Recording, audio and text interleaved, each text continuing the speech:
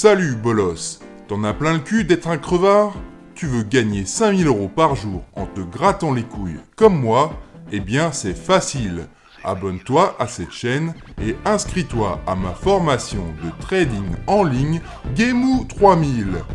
Et les putes et la coke seront enfin à toi. Mais si tu es blindé et que tu te fais niquer par les impôts, Gamou 3000 te propose également ses services d'optimisation fiscale. En ce moment, 5% de réduction sur toutes nos prestations en envoyant le code GEMU, G-E-M-U, par SMS au numéro s'affichant sur votre écran. Alors, est-ce que tu préfères manger des pâtes jusqu'à Noël parce que tu t'es payé 3 jeunesses en loose dans ton easy cash de blédard? Ou commencer, très rapidement, à faire de l'argent avec moi et te payer ce genre de collecte? Moi je pense, la question, elle est vite répondue.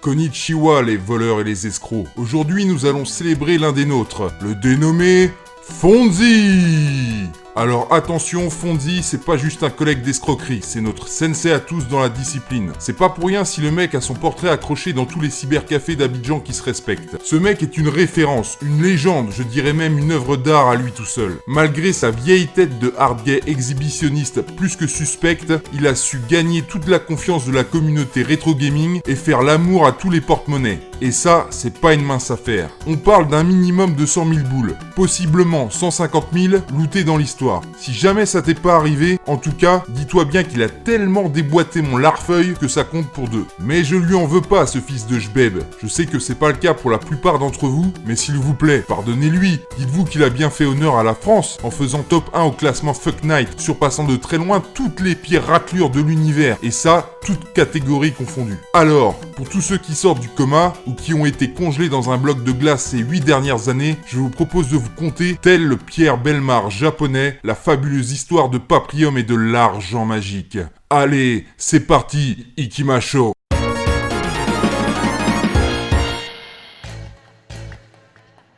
Paprium est un projet de jeu ultra ambitieux sur Mega Drive. Il s'agit d'un beat'em up de 24 niveaux et 5 personnages jouables, constitués de multiples embranchements selon les choix effectués au cours du jeu. Le scénario et le subgenre RPG sont censés être omniprésents. Le but du projet est d'afficher plus de sprites et de couleurs que ce qu'il est possible de faire actuellement avec la Mega Drive, d'avoir un rendu comparable à la Neo Geo, un son qui se rapproche de la PlayStation avec 24 pistes audio, le tout dans une cartouche inégalée de 80 MB et tournant à 60 FPS constant. Plus le temps passe, plus Fonzie en rajoute dans son jeu, alors que même ses propres backers ne lui ont jamais rien demandé. Le dernier ajout en date est celui du Mega Wire, qui permettrait à la cartouche de se connecter en Wi-Fi via leur site Magical Game Factory, afin de pouvoir échanger des infos et des mises à jour dans on ne sait quel but. Évidemment, on ne peut pas faire de jeu qui dépasse les capacités de la machine sans un coup de boost. Et pour ça, Fonzie va nous vanter les mérites de son mapper propriétaire, le Datenmeister, puisqu'il a été révélé par ses anciens collègues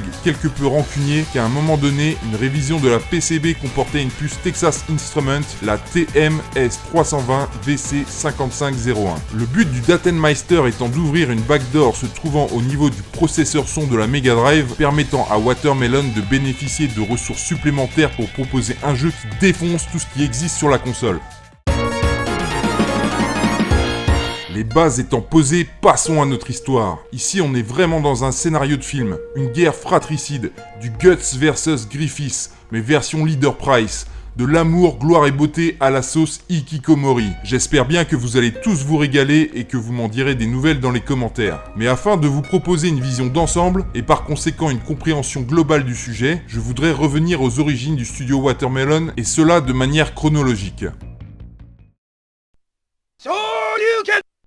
Tout débute sur le site Eidolons Inn et de son forum, The Tavern, qui est un peu un club échangiste privé pour geeks élitistes souhaitant développer du homebrew sur les consoles de Sega Sensei. Gwenaël God y rencontre Tullio Gonçalves, qui deviendront les deux piliers du projet Tavern RPG, auquel se greffera plus tard d'autres randoms qui viendront et partiront au gré du temps qui passe. À ce moment même, ils sont à peu près 6 dans le projet. On notera quand même l'arrivée de Zebe, un Suédois qui fait du level design, du script et du testing, et de Armen, un pixel artiste dont les présences dans la durée s'avéreront cruciales pour la réussite du studio. Le 8 juin 2004, les compères décidèrent de lancer leur projet Tavern RPG sur Mega CD, une plateforme qu'ils mettront bien vite à la poubelle du fait des limitations en RAM notamment. Pour ceux qui ne le savent pas, ils réaliseront un CD un peu mal foutu à coupler avec le futur jeu Mega Drive pour bénéficier du processeur son de la bête. Vous le savez sûrement, pour quand vous avez voulu monter un groupe de rap dans votre garage quand vous aviez 8 ans, dans tout projet, il y en a qui arrachent et il y en a d'autres qui se branlent les couilles. Du coup, en 2006, suite à certains départs, on accueille 8 nouveaux membres dans le projet.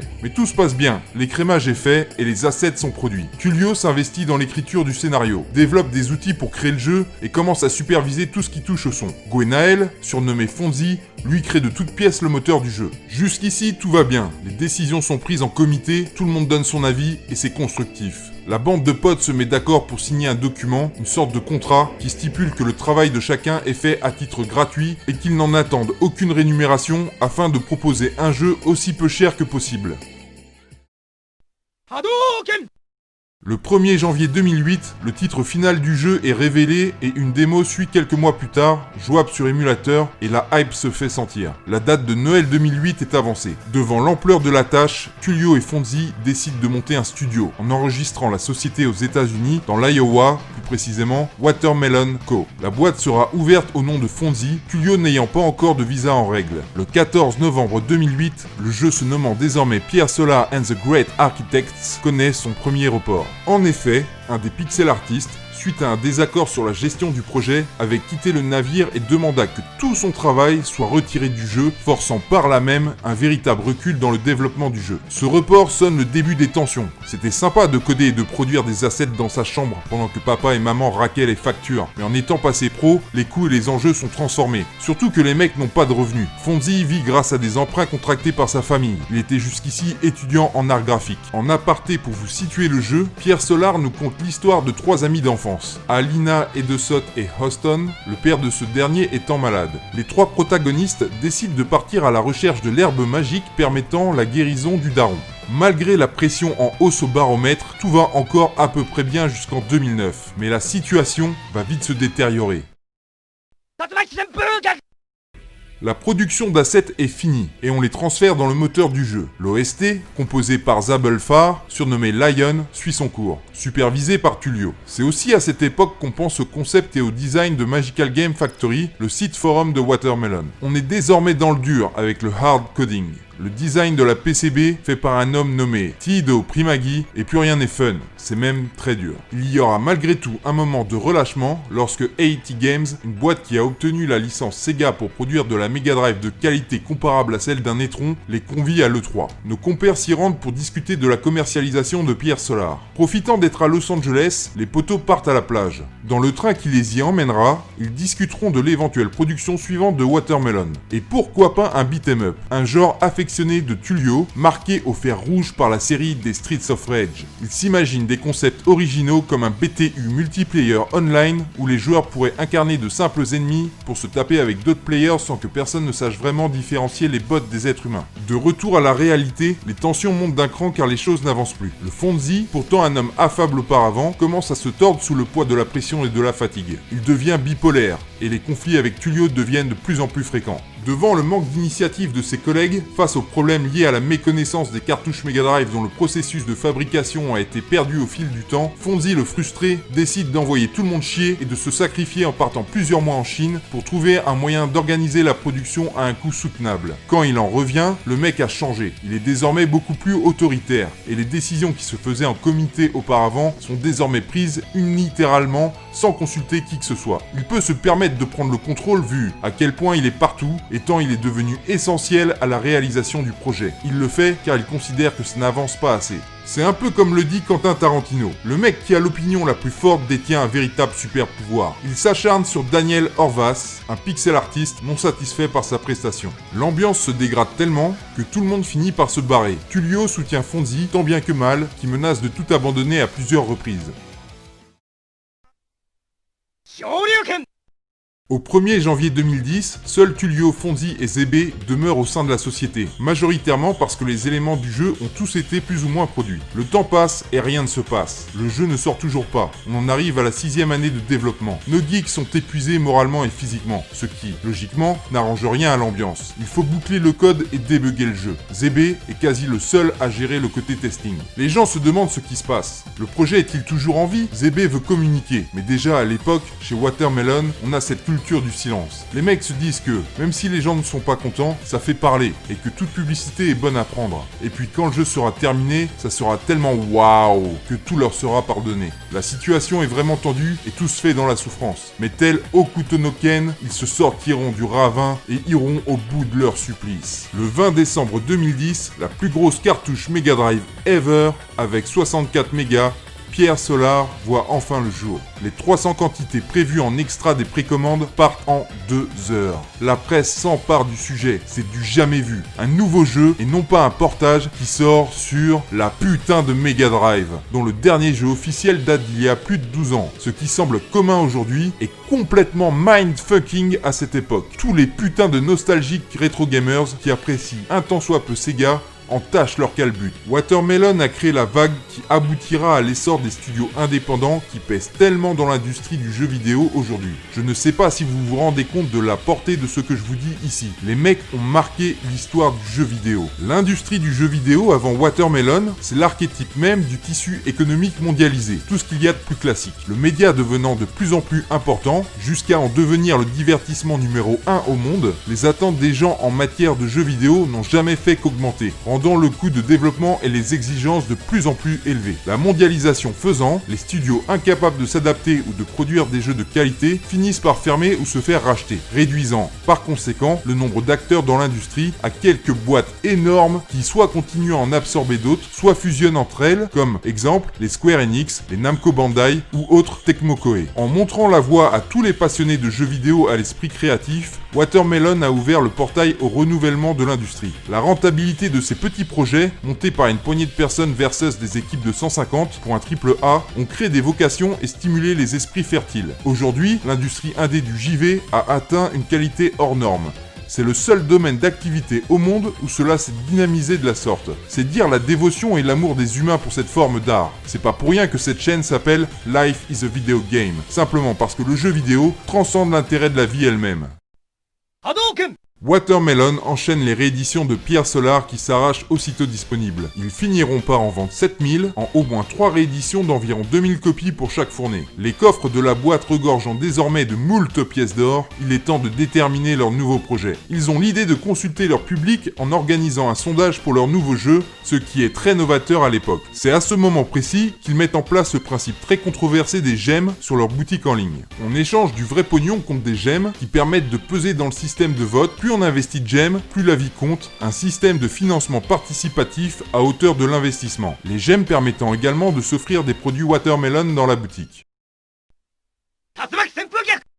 En février 2012, le sondage pour le nouveau jeu est assez orienté pour s'assurer que le concept de beat'em up ait plus que toutes ses chances face à d'autres genres, certes moins populaires comme les simulations de drague. Au final, ce ne sera pas un nouveau projet, mais 3 nouveaux projets. Project Y, le beat'em up Mega Drive qui deviendra Paprium, dirigé par Fonzie, qui supervisera également Project N, un jeu Super Nintendo développé par un Allemand, un des seuls ayant encore les compétences pour coder sur la plateforme et qui sera payé mensuellement pour réaliser cette tâche. Project N reprend le mythe d'Orphée, et à quelques airs, à mon humble avis, de Tintin et Milou avec ses personnages Orpheus et Alfred. Il s'agit d'un jeu d'action-aventure au déplacement multidirectionnel où l'on peut se servir de son compagnon pour activer des skills à débloquer au fur et à mesure du game. Le 5 novembre, un 3e projet est annoncé via le Kickstarter de Watermelon, Pierre Solar HD, une version Director's Cut aux textures retravaillées. Prévu sur PS3 cross-buy PS4, Windows, OS X, Ouya, Wii U, Xbox One. Le financement étant très rapidement obtenu. Bref, les gens sont hype et commencent à vendre des organes ou des membres de leur famille pour investir dans les différents projets pour pouvoir s'assurer de ne pas se faire niquer comme avec les quantités limitées de pierres solaires à sa sortie. Des versions investisseurs bien rush sont proposées afin de récolter un max d'argent magique. Mais les gens envoient l'argent sans se poser de questions, car Fonzie a démontré son sens poussé de la qualité avec des produits extrêmement bien finis, du plus bel effet en termes de design comparable à des produits japonais. Tullio recrute le fou furieux Groovemaster 303 pour l'OST de Paprium qu'il fera en partenariat avec J-Red. Le résultat sera plus que digne d'un Yuzo Koshiro. Fonzie, quant à lui, se charge de transférer le moteur graphique de Pierre Solar de la Mega Drive au PC. En interne, beaucoup de gens s'interrogent sur la décision de lancer 3 projets en même temps, considérant, à raison, l'initiative comme une folie furieuse. Fonzie défendra toujours l'idée en rétorquant que Zelda Link to the Past a été fait entre 6 et 9 mois et que eux aussi pouvaient le faire, en se fixant une date de sortie pour Project Y et N à 2013. Suite aux rentrées d'argent, Tullio budgétisera les 3 projets. 2013 annonce la reprise des tensions entre Tullio et Fonzie, la pression refaisant de nouveau surface. Fonzie s'isole de plus en plus. À la tête du projet Pierre Solar HD, Tullio décide d'un recrutement pour le code du jeu qui ne plaira pas à Fonzie. En effet, celui-ci fait une fixette sur le recrutement d'ultra professionnels et déteste les incompétents. Mais Tullio, en bon gestionnaire, sait que la boîte n'a pas forcément les moyens d'engager les meilleurs des meilleurs. Suite à cette décision de Tullio, Fonzie ne dit rien. Il prend ses affaires et se barre. Tullio se demande alors qu'est-ce qui se passe et se rend à l'appartement de Fonzie 4 jours plus tard. Fonzie lui explique qu'il n'aime pas le bouffon qui a été engagé et lui dit qu'il rentre en France. Choqué, Tullio ne pourra pas le faire changer d'avis. Fonzie finira même par céder ses parts de la société à Tullio. C'est alors que rentre en jeu Zebe, qui en insistant, finira par convaincre Fonzie de revenir. Le mec étant trop central, il est capital à la survie de la société, personne ne sachant gérer la partie production si ce n'est lui. Fonzie sera encore plus isolé, travaillant majoritairement de France. Il gardera secret tous les assets, ne partageant rien de Project N et Y avec son partenaire Tullio. Tullio supervisant le côté OST, c'est les seules news qu'il aura de ses projets. Lion se chargeant de l'OST de Project N. Les contacts que Fonzie aura avec Tullio seront uniquement des demandes de paiement régulières pour tel ou tel gars, pour tel ou tel montant, impliqué dans le dev. Tullio et Fonzie finiront par se retrouver au Japon, car ils ont un nouveau projet, acquérir les droits d'exploitation de 2 licences Masaya, détenues désormais par Extremco Limited. Pour un prix très raisonnable, ils obtiendront les droits des tactical RPG Vixen 357 et Landgrisser 2, sortis uniquement au Japan. Fonzie chargera immédiatement Armen, pixel artiste sur Pierre Solar, de produire les assets de Vixen 357, ce qu'il fera religieusement. Le move des licences est extrêmement stylé et couillu, mais il se révélera sûrement comme un gâchis total, car les droits étant très probablement limités dans le temps et ne s'en sortant pas avec leurs 5000 projets en cours, les licences ont dû expirer depuis belle lurette. Puis vint le drame. Fonzie finit par épuiser son budget. Est-ce que ça l'a empêché de réclamer du pognon à Tullio? Bah non. Fonzie demande alors à Tullio de taper dans le budget de Pierre Solar HD, prétextant que Project Y est le projet star de la boîte, ce qui n'est pas faux. Tullio refuse, en bon gestionnaire, comprenant qu'à taper dans tous les budgets, aucun projet ne sera jamais complété. Mais Fonzie le prend comme un affront personnel, une volonté de Tullio de lui briser les coronesses. Le mec se monte le bourrichon jusqu'à faire de Tullio son némésis, le responsable de tous ses problèmes. L'idée de Tullio, qui est en train de terminer Pierre Solar HD, est de boucler le jeu et de renflouer les caisses avec ce revenu afin de relancer les autres développements. Mais Fonzie n'en a rien à foutre. En mars 2014, Project Y devait sortir, mais il est bien loin d'être complété. Tullio tient le choc face à ce gros relou de Fonzie jusqu'à ce qu'il termine Pierre Solar HD fin 2014. Qui reçoit un excellent accueil, toutes plateformes confondues. Tullio pensera bien à créer d'autres versions digitales, dont une version Android, mais... En juin 2015, Tullio tend les clés de la société à Fonzie en lui filant toutes les parts de la boîte en lui disant « Tiens, tu voulais être le patron et prendre les décisions? Voici ta chance. » Il ne prendra avec lui que quelques dev kits. Tullio se cassera donc avec un goût amer dans la bouche. Il formera la société To Dream, avec laquelle il fera des portages genre Ghostblade HD. Il n'aura de cesse depuis de casser d'une manière très subtile et posée Watermelon sur le thread Paprium du forum Sega 16.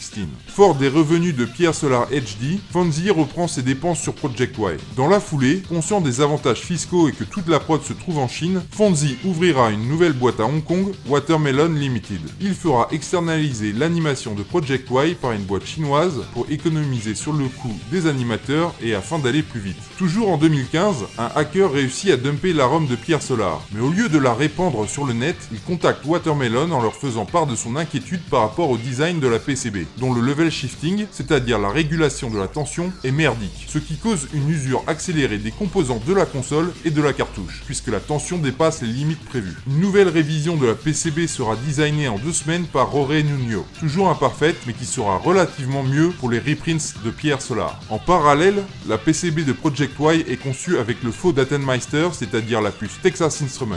Jorge Candeias, Tido et Fonzi ont tous les trois une révision de la cartouche. Celle de Candeias semble fonctionner correctement, alors que celle de Tido bug dans tous les sens, faisant cracher sa console. Fonzi ne leur enverra jamais aucun feedback quant à sa version, ni ne posera aucune question, du moins de ce que l'on sait. Cette version de la PCB étant la dernière connue, Fonzi comptait bien sur la puce Texas Instruments pour gérer le son en 24 pistes. Jusqu'ici tout va bien, mais aussi pour assurer la décompression de données graphiques, passe encore, mais également pour apporter une puissance de calcul supplémentaire pour Project Y, c'est-à-dire Paprium, et c'est bien là que le bas blesse. Cette puce Texas Instruments, aussi puissante soit-elle, avec 300 MHz, est très forte en logique mais pourrie en calcul. Et à cette époque, adapter ce jeu ultra exigeant s'avère mission impossible. Mais Fonzi s'obstine. Il est obligé de reprendre tout le code à zéro pour gérer l'exploitation du mapper Texas Instruments, décidé en cours de route. Et le jeu est déjà supposé être sorti depuis plus d'1 an, après l'avoir repoussé de 2013 à 2014. Mais vous me direz, pourquoi pas une autre puce? Celle-ci n'étant pas déjà donnée, environ 5 $, en ayant déjà obtenu auparavant un prix de gros. Une puce FPGA n'est pas considérable non plus, car bien plus chère. Il n'y a donc pas le choix. On ne peut pas reculer sur les promesses faites. Afficher plus de 80 sprites, sans clignotement, tournant avec 60 FPS constants. Proposer un jeu en dessous des attentes de Fonzi, soit le best game de l'histoire, n'étant pas une option.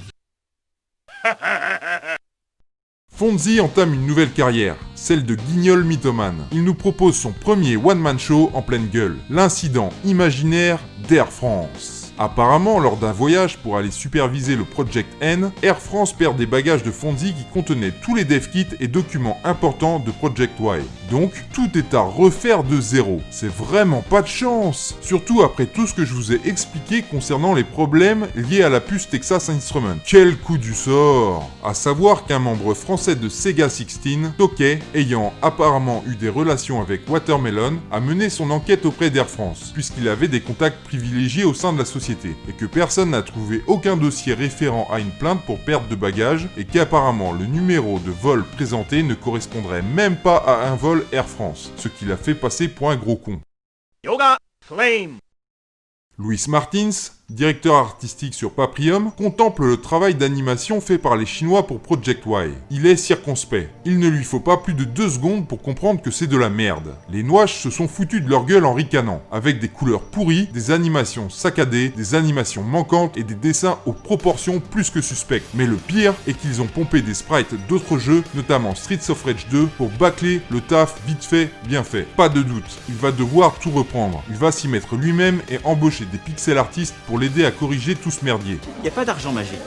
Même si Manu a trouvé comment récupérer de l'argent magique depuis en endettant la France auprès de la Banque Centrale Européenne, mettant en gage plusieurs futures générations de Français, Fonzi lui avait déjà la solution en 2017. Il suffisait de promettre une sortie pour septembre d'un jeu pas du tout fini, qui ne tourne sur aucun prototype, et d'organiser une grande campagne de précommande sur son site Magical Game Factory. Et quand il pense à l'argent magique, Fonzi est très étrangement beaucoup plus communicatif. Il va révéler le nom final de Project Y, Paprium, lors de son teaser qui a dû coûter une couille, mais qui en jette plus qu'un film hollywoodien. Y a pas à dire, le mec a un sens du graphisme inouï. Le teaser fait tourner les têtes. Les gens se ruent sur les précommandes, dont votre serviteur, présentement devant vos yeux grands ouverts, et font glisser les billets à vitesse grand V comme s'ils se trouvaient face à la plus bonne des stripteaseuses. Des sommes hallucinantes, parfois à 4 chiffres, sont lâchées par des mecs, hypnotisés par les maigres extraits et screenshots du jeu. Fonzi se récupère largement plus de 100 000 boules. L'argent est donc reversé à Watermelon Limited, donc la boîte hongkongaise, et non pas Watermelon Co., la boîte ricaine, la seule connue du public. Mais, dès la fin des précommandes, Fonzi nous informe que vu le succès incroyable des précommandes et l'afflux massif d'argent suite à celle-ci, PayPal a bloqué les fonds afin d'étudier le caractère suspect de la transaction, pouvant potentiellement les retenir 180 jours, soit 6 mois. Sur Sega 16, Luis Martins finira par nous annoncer que tous les assets sont bouclés et que la la balle est dans le camp de Fonzie. Mais ce n'est pas la seule chose que l'on découvrira sur Sega 16. De nombreux contributeurs, dont Luis, affirmeront qu'ils n'ont jamais été payés. Voilà qui commence à puer très sérieusement. On apprendra également que le dev de Project N s'est barré puisque son salaire n'était plus versé. Bye bye Project N. Bien évidemment, septembre pointe le bout de son nez et rien n'est fait. Et bien sûr, no news. En décembre, sur le Facebook de Watermelon, nous apprendrons que PayPal a enfin débloqué les fonds et que tous les clients qui souhaitent des remboursements seront dédommagés. Les contributeurs du projet non payé vont enfin pouvoir l'être.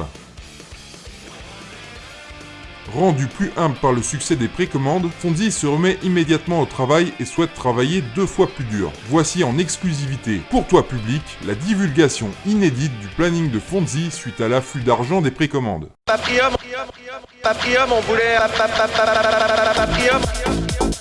Paprium, le jeu le plus puissant, Paprium, meilleur Mega Drive. Paprium, on a une puce spécialisée dans la cartouche, Paprium, meilleur jeu Mega Drive. Paprium, le jeu le plus puissant, Paprium. Paprium, le jeu le plus puissant, Paprium, meilleur jeu Mega Drive. Paprium, meilleur jeu Mega Drive. On a une puce spécialisée dans la cartouche, Paprium, meilleur jeu Mega Drive. Paprium, le jeu le plus puissant, Paprium.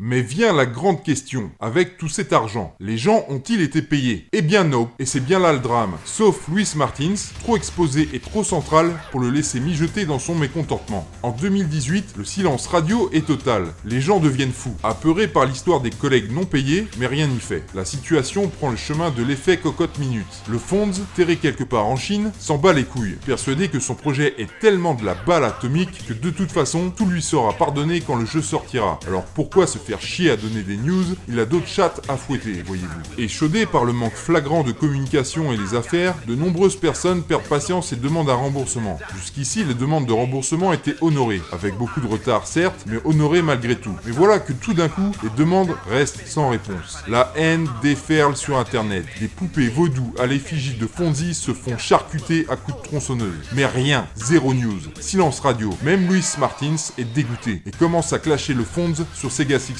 ne sachant quoi dire aux gens car Fonzie ne répond à aucun de ses emails. Puis tout d'un coup, sans crier gare, les gens ayant préco le jeu reçoivent un mail de Camille Rougelot, la community manager de Watermelon, sûrement d'ailleurs la community manager la moins communicante du monde, mais probablement également la moins payée. Son prédécesseur, Kenny Morgan, ayant quitté ses fonctions justement pour défaut de paiement. Bref, ce mail du 8 octobre, me semble-t-il, nous conviant à une release party pour Paprium, où le jeu sera présenté, se tenant au nord de Paris, prévu pour le 27 octobre 2018. Les gens ne peuvent s'empêcher de se poser la question. Comment fait-il pour se permettre de privatiser un club et d'inviter tous ses clients en capacité de venir à boire et à manger sans même payer ses propres collaborateurs? C'est un peu étrange quand même. Mais soit, le peuple est soulagé. Il n'a pas perdu son argent, puisque l'on apprend qu'un mail fera suite demandant aux gens de confirmer leur adresse afin de pouvoir assurer l'expédition du produit fini tant attendu. Cependant, aucune date de sortie précise n'est communiquée. Est-ce pour la fin d'année 2018, début 2019? Peu importe, ça ne saurait tarder.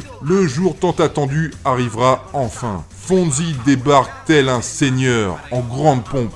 À l'aise dans son costard, entouré de 2 gardes du corps, praticiens de MMA, au cas où, je cite l'intéressé, quelqu'un voudrait lui casser la gueule. Le tout dans un décor de club sadomaso-gay du plus bel effet. La sortie familiale de bon goût par excellence, en somme. La soirée restera dans les annales vidéoludiques, comme l'une des plus grosses tartufferies, l'une des plus grosses débâcles de l'histoire du jeu vidéo, où Fonzie nous présentera fièrement un jeu avec masse bugs graphiques, sans son, sans ennemis apparents et crachant régulièrement. Le tout à partir d'une cartouche malpropre avec plein de fils qui dépassent de toutes parts. Certaines personnes obtiendront d'intéressantes informations, parfois contradictoires. Fonzie nous dira que tout marchait bien jusqu'à dans l'avion où son proto s'est mis à déconner. Il a essayé tant bien que mal de le réparer en route, sans succès. Il nous dira ensuite que le souci avec PayPal n'est pas réglé, alors qu'ils ont annoncé que ça l'était en décembre de l'année 2017. Mais beaucoup plus crédible, il dira à quelqu'un qu'il manque d'argent et qu'il cherche désormais un investisseur pour pouvoir produire le jeu. Et c'est bien la seule phrase que l'on pourra croire dans tout son discours. Bien évidemment, une fois cette guignolerie passée, les gens vont se déchaîner et le lyncher sur internet.